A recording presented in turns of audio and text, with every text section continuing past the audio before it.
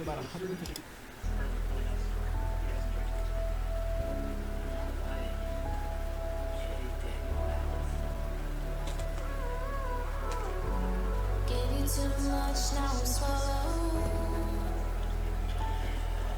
Hello, welcome back to another sign episode of Summer's World. I'm your host LPO Tree. First up is something I messed up on with the last video. Apparently this last pack, these are not Street Fighter scrolls.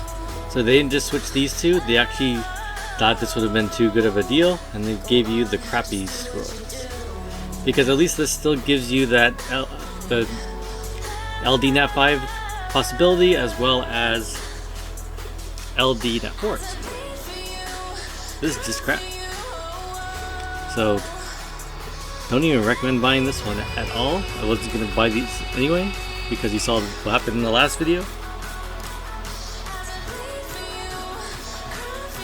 So, we are going to play with Teshar. Teshar got a buff nerf, we don't know. It's all up in the air. So I changed it to Rage Runes, made him a little better. Attack, attack, crit damage. This is my quad crit damage roll. Kind of slow though, but hopefully he does what he's supposed to do. Next thing we're gonna know is whether or not they fixed the crashing. We saw I had a little thing on crashing. Do we crash? So because we aren't crashing anymore, maybe they did fix it.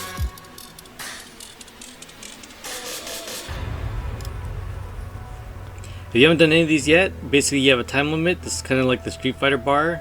So their health goes down, your health goes down, and you basically have the whole 99 seconds before the round ends, and you basically lose or you get stuck where you're at. So you notice the new Teshar, ideally it's that AI fix where it hits and then it does the AoE. So there's a lot of times where, yeah, you see here it doesn't kill the waves anymore. So if you're hoping it does that still, well, now you're disappointed. However, it's still killing something, so that's always a bright side because that third skill is not going off, not going on cooldown because something died.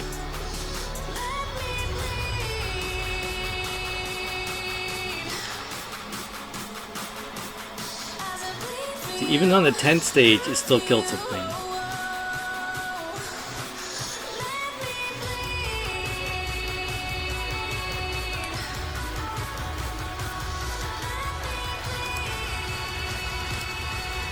So, in my opinion,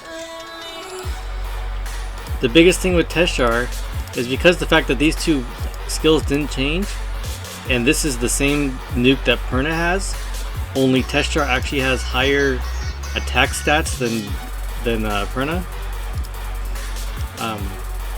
It hits harder, and not only that, but you usually ruin Teshar attack. Well, Perna's usually like speed and HP and this and that.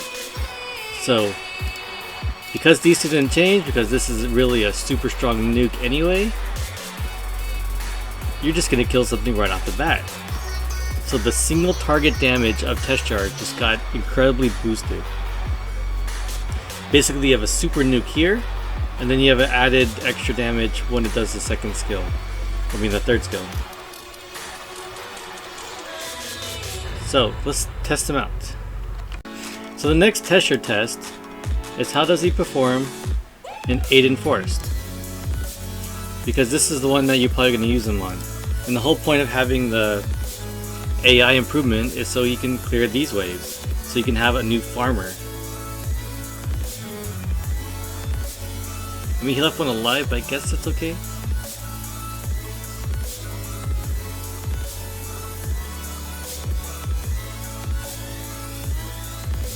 So it guarantees to kill one thing, and then it just kills everything else. Well, it's still missing a little bit, but how we said it, how we did before, was basically just one clear, 20-second run kind of thing. So now you get a little bit higher, but it's still not. I guess it's still not that big a deal. You can still use this here. so it's not too bad. So the biggest thing with this new Teshar modification is this increase in single target damage. So we're going to need a giant meat bag. Basically it's about a 50k retesh with what, 850 defense?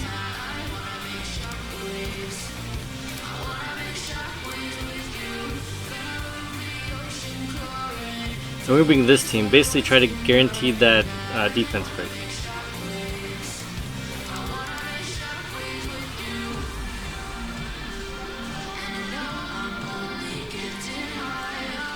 My retouch isn't that great, but at least it's a big, giant meat bag.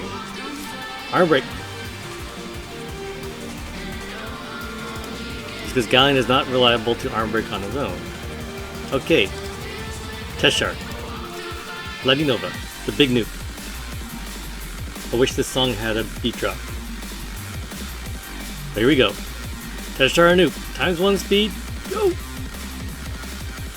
Bam. 81. And 36. 81 and 36, no clue. 116,000. So that's pretty good. So we're gonna try to nuke down this Camilla?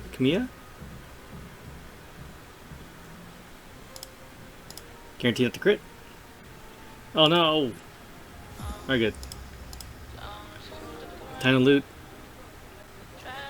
So now we're gonna nuke. ×1 speed. Boom. 39, 17.5. So that's like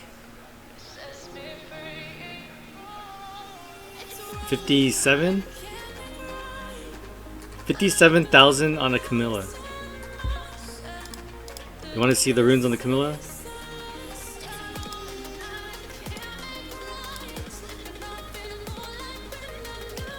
So high mod over what? Almost 1200 defense and 44,000 HP.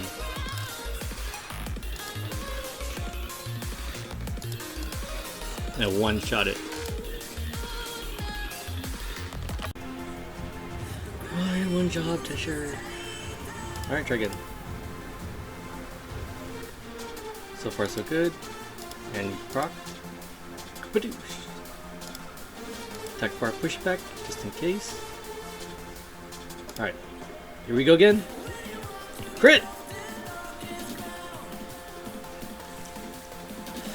So with just the arm break and no attack lead, 60k.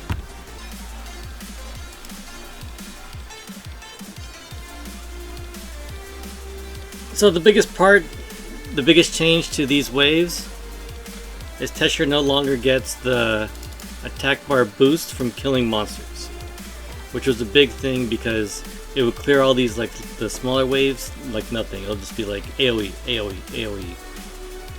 I mean on the good days basically. Or you can manual it. But you know, obviously most people don't like manualing it.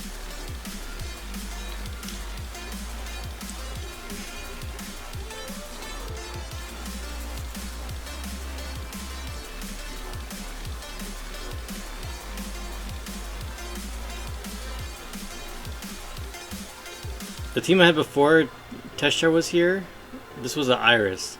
Just in case you fight those, there's a couple stages where they get shields. And then the shields will just screw you over, you almost instantly lose the wave 16 thing.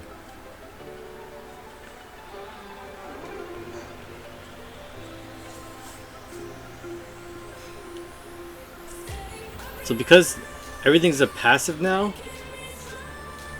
I think I'm not sure if teaming up with Rauk and then you kill with the first skill or the second skill, well obviously the first skill, will reset the cooldown. But I know that when you do the first or second skill and you have the Tempest off cooldown, it'll reset. Because the resetting part is part of the passive and not part of the actual Tempest skill.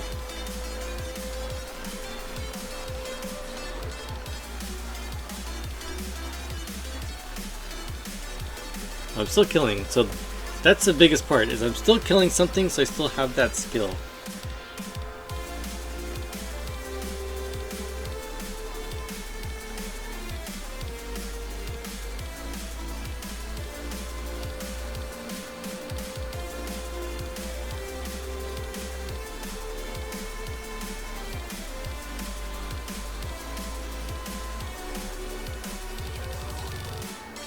Oh, I didn't kill there. So maybe just need more crit rate or something. But the fact that I'm level 17 is like, who cares? Wave 17.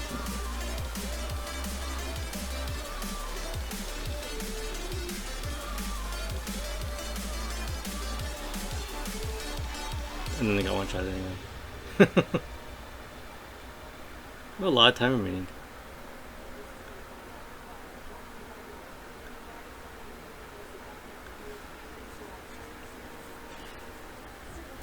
So, you know, I was wrong at least in that sense where he's still usable, maybe even a little better. Just he doesn't clear this beginning waves fast enough, but he is still usable in the later waves, which is probably more important. If you saw the other part of the balance notes, you always get grindstone or a gem from this dungeon. I probably need will.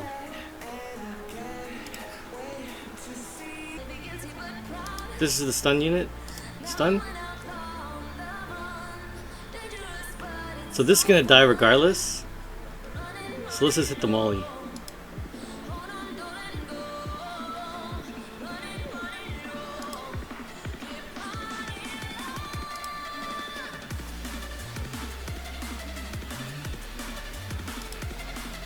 Now we just wait for a turn. I don't know why Teshar is like stunned in every video I make with it.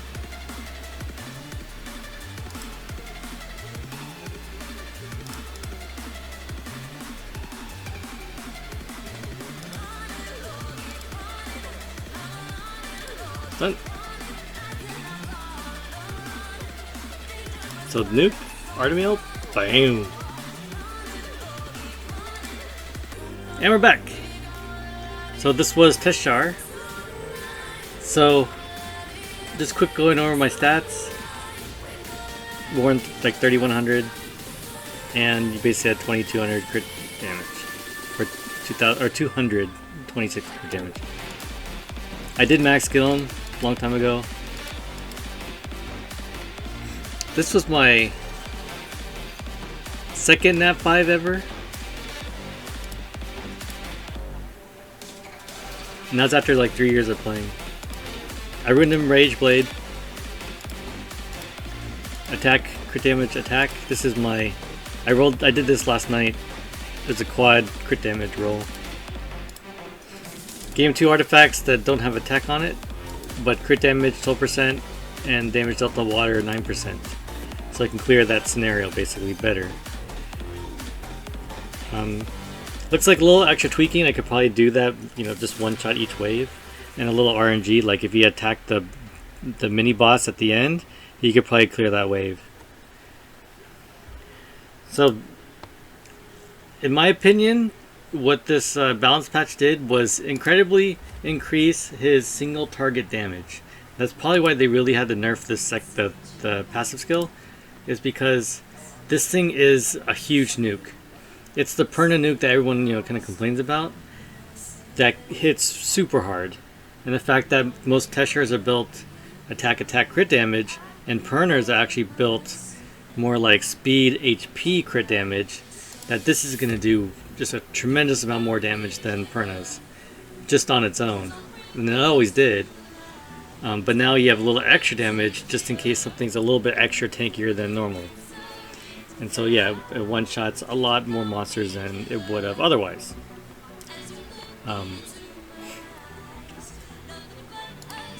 And the important thing to note is, if you're silenced, you can still use it. Also, if it does go on cooldown for some reason, this last part says it will be reset if the enemy dies from your attack. These two are for your attack. So before, where you had to use Tempest, it had to kill something with the Tempest skill in order for it to go back off cooldown. Now it's more the other way. You just have to kill something with these two skills, and then it goes off cooldown. I like to say this works off of Rauk also, but I'm not too sure, and it's kind of too annoying to test it. Someone else could. So finally, whether or not you really decide if it's a buff or a nerf, can you use it in the same place that you can use it before? So basically, you're using it for a scenario, you're using it for So scenario worked. You're using it for the secret dungeons. So basically these new things with the Street Fighter things is pretty close to being a secret dungeon. And he worked fine there. I mean, I was able to clear all 10 waves. And the time attack stage in Labyrinth, and I was able to get to what, 18, wave 18. So everything was done. Now the bigger thing with him, with doing the time attack ones, before he used to be able to clear waves like, you know, just quickly, like because of the attack bar boost that he used to have.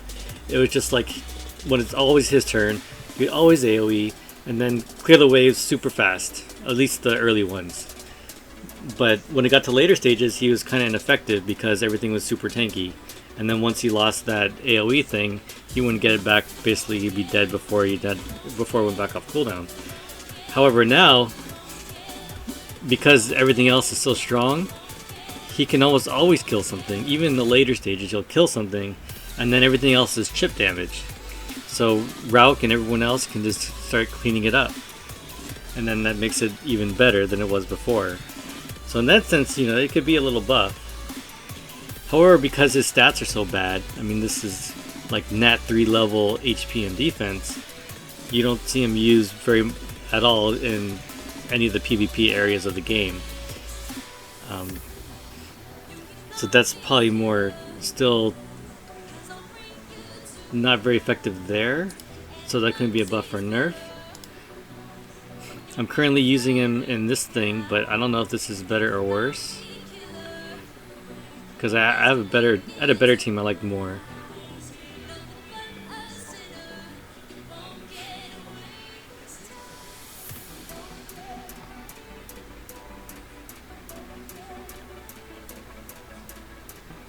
So still doing good damage. Not too long ago, I got this. A new best time of 56 seconds. If you didn't know, like, if you do beat your complete new record, it says best. Otherwise, it just tells you what the best time was. So that's an actual, you know, improvement. But the reliability isn't there anymore because I think I lost one of them.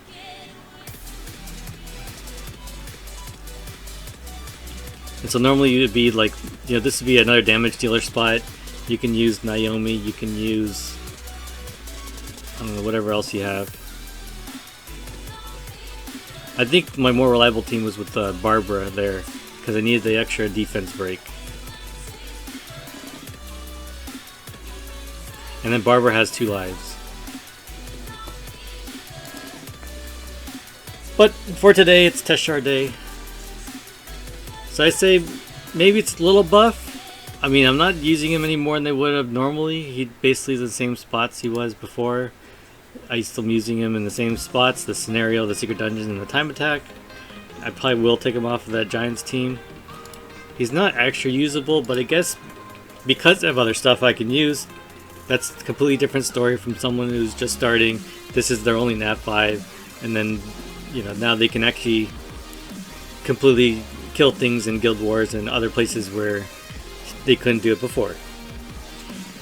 So anyway, this LPO tree, let me know if you think this is a buff or nerf.